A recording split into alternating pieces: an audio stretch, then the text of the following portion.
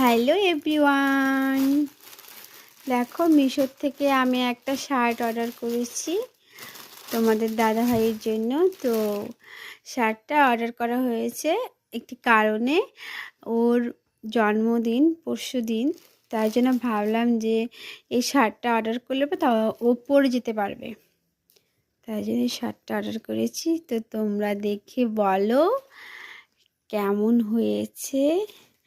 জানি না ওর ছোট হবে না বড় হবে, এটাই হচ্ছে চিন্তার বিষয়।